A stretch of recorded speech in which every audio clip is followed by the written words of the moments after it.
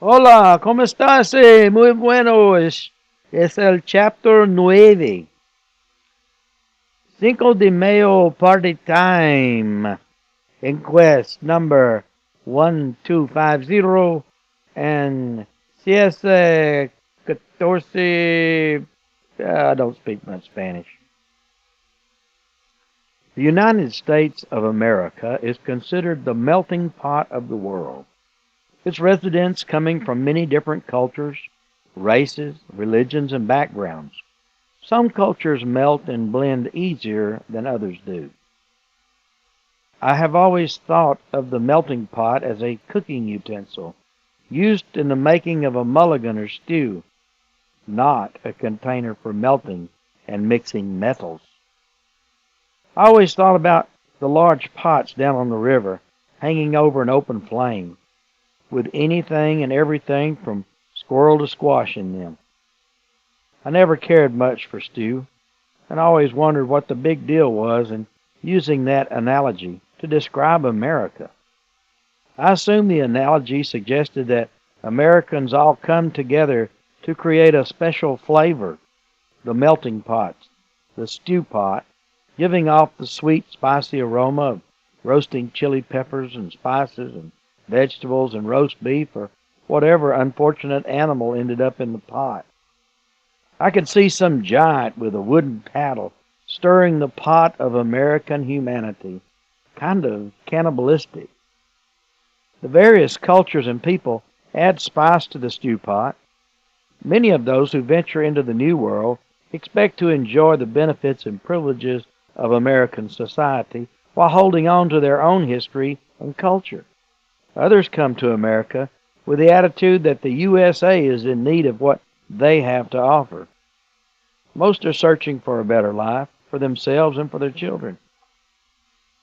As immigrant generations take on the red, white, and blue, conflicts develop between the old and the new. While writing this book, I learned about another kind of melting pot, as in the steel industry. We are melting together to create a better metal, people, rather than a better meal. In some cultures, if the wife causes a problem, the solution is simply to beat the hell out of her. It's amazing to see the puzzled expression on the faces of some foreigners in jail when I say, we don't do that here in America. Some Far East cultures brought with them a type of lottery. You play, you pay, or you suffer the price, which may mean a beating, should you decide not to play. Then there's the drug culture, which has its own set of rules, by which laughing and feeling good can quickly turn to tears and death. Texas is more like a salad. Lettuce, tomatoes, onions, things plucked from gardens from all over the world, then tossed together. Driving around Texas is like driving around the world. German, Asian, French, English, Czechoslovakian, African, Hispanic, you name it, we got it.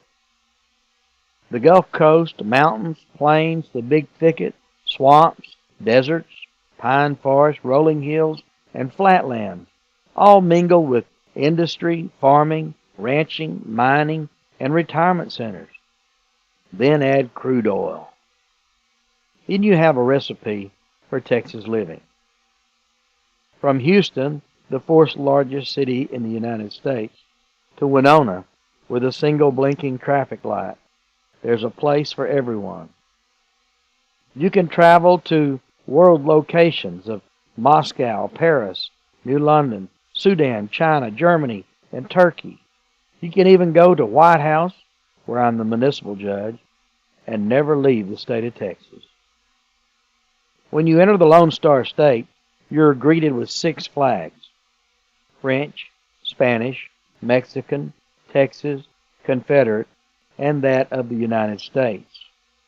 Each flag represents a nation that once claimed Texas. The Lone Star flag of the Texas Republic is now the only state flag that can legally fly at the same height as the Stars and Stripes. If the flags of the Indian nations were added to the Six Flags, there would be 100 more. Most native Texans will say their great-great-great-great-grandmother was a full-blooded Cherokee, Caddo, Apache, Navajo, or some other tribe of Indian. It's seldom a great-great-grandfather. It always seems to be a mother of the past. If all these great-greats were accurate, well, we really are an Indian nation. Throughout the year, many cultures celebrate their uniqueness. March the 2nd is Texas Independence Day. Some Texans give more reverence to this day than the 4th of July, remembering the Alamo. Fall wakes up Oktoberfest. A large German immigration settled around Fredericksburg, like the Czechoslovakians settled around the city of West. German beer, shipped all the way from Shiner, Texas, is consumed in mass quantities that rival the Oktoberfest celebrated in Europe. Juneteenth, or Emancipation Day, originated in Galveston, Texas, and for more than a century, the state of Texas was the primary home of Juneteenth celebrations. Cinco de Mayo, May the 5th, celebrations honor one of our neighbors to the south, Mexico, with a strong jalapeno flavor. Many people believe incorrectly that Cinco de Mayo is Mexico's Independence Day. Originally, it was the celebration of the day the Mexican soldiers won a battle against French invaders. Now it's a celebration of Hispanic pride and culture. Since the mid-1500s, with the founding of missions in such locations as Nacogdoches and San Antonio, the Spanish-Mexican influence has been cultivated in Texas. Cinco de Mayo has become a celebration of this influence. As during Oktoberfest, many are under the influence of cerveza, which is beer. Inquest number 1250.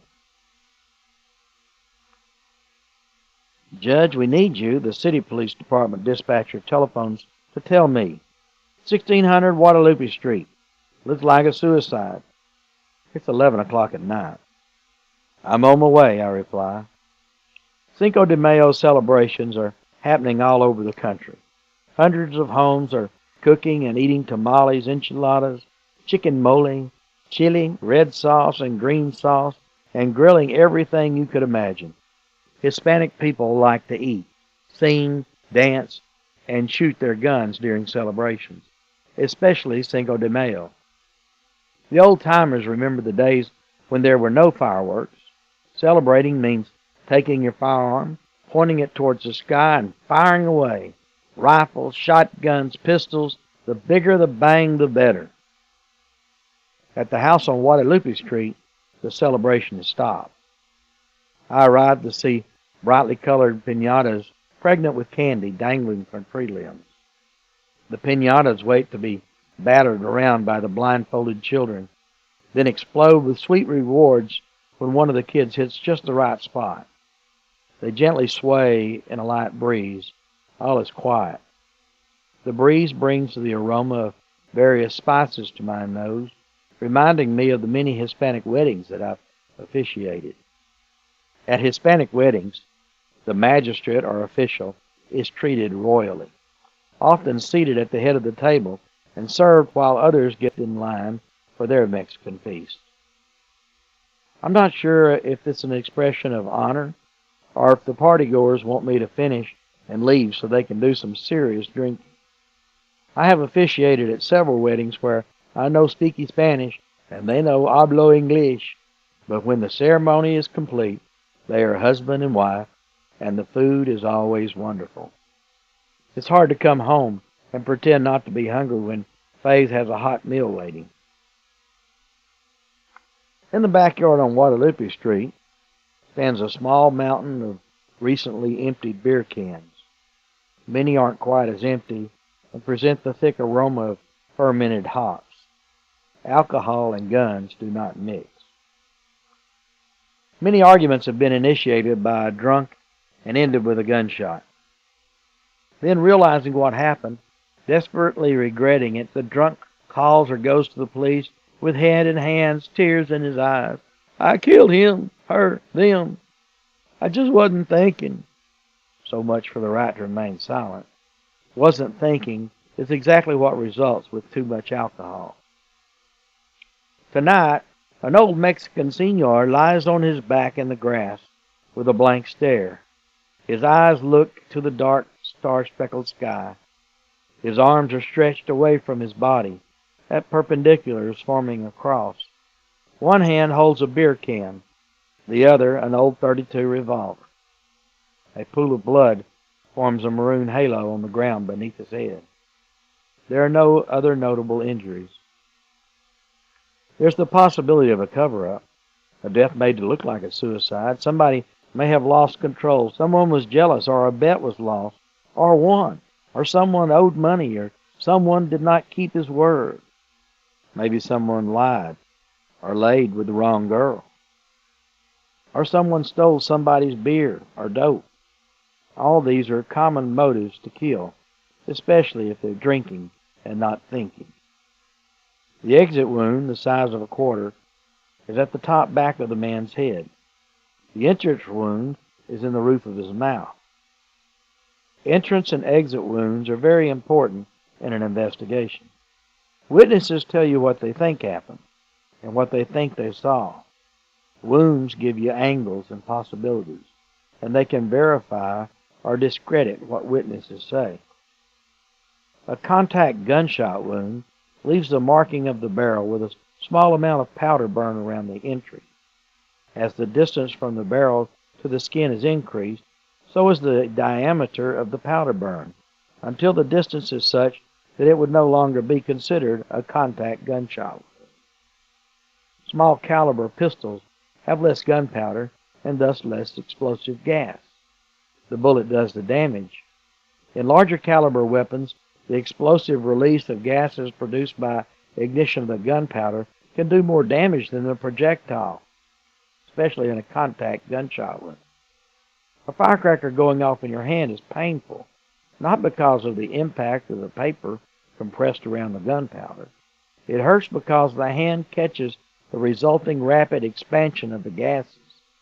A contact gunshot wound to the head with a large caliber weapon is like a huge firecracker going off, except the skull and skin take the place of the paper. 10 years ago, the general rule was men would shoot themselves in the head and women would go for the heart. This was because of vanity. Women were more concerned about the leftovers than men. More recently, men have become vain enough to shoot themselves in the chest, and women tend to shoot the men. This Cinco de Mayo celebration turns into a going-away party. There are many witnesses. The stories are the same, some in broken English, some in Spanish. Some partygoers are crying, and some are still in a daze. The party was going on and on, one of the victims tells me. Papa was laughing and drinking and singing and dancing. He had too much to drink. He started having problems standing up. Papa gets funny when he drinks too much. We took him to bed so he could lie down. Then later he staggered back outside and took a beer from the cooler over there. He pops the top on the beer and pulls out a pistola. The pistola was stuck in his pants. Must have got hung on that old belt or something, 'cause he had to fight to get it out. I thought he was going to shoot I thought he was going to shoot himself. Then out it came, he waving it in the air. The son pauses, then completes his grim tale. "Hi-ya!" he yelled, and he shot the gun in the air. Everybody got all quiet. Inquest 640. It's strange how a party can change gears when someone comes out with a gun. On another inquest, young people are mixing with older people in a place in the woods. The place is known for parties, drugs, and the age mixture. Everyone is laughing, drinking, smoking, and enjoying the music. The priority at this party is to mix it up and have fun. Billy, a 20-year-old, walks out the sliding doors and onto a large wooden deck. In his hand is a small pistol. as he proceeds to point it indiscriminately from one person to another. A few people run, but most freeze in total surprise. How fast things can change. Priorities change when you do not know how long you are going to live. Are you scared? He asks as he points the pistol between the eyes of each potential victim. Are you scared to die? He says, grimacing as he sees the faces melt in fear before him. I'm not, he says, pointing the gun to his head and pulling the trigger, leaving friends and family with scars that will never go away. His mother never accepted that her son could do such a thing. A friend was so moved that he got a tattoo in memory of Billy. It was across his shoulder. I read it a few months later when I did his inquest. He joined Billy with a shotgun blast to his own head down on the Sabine River. "Ah-ya!" echoed down Guadalupe Street as Papa yelled. Then he takes a drink of beer and rocks back on his heel, holding his pistole high over his head, and bang! He was like shooting at the moon or something. Then he take another drink of beer, bang! Then he take another drink of beer and another bang. Each time he rocked back and forth a little more on his heels. We all just look at him. The man pauses, then continues the story. As the can of beer got lower and lower, he had to lean his head farther and farther back. He also rocked farther and farther back with each shot.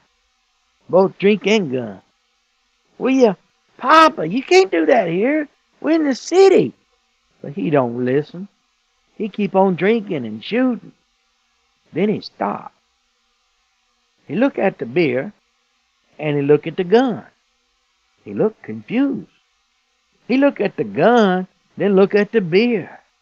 "Yeah!" he yelled. He raises his beer can, pointed to the sky, the moon, the stars, and all the comancheros are gone before him. He places the gun in his mouth and turns it up, possibly thinking he's sucking down the last sip of his alcoholic beverage, his eternal Cinco de Mayo. After listening to the witnesses and viewing the evidence, my ruling: gunshot wound to the head, accidental.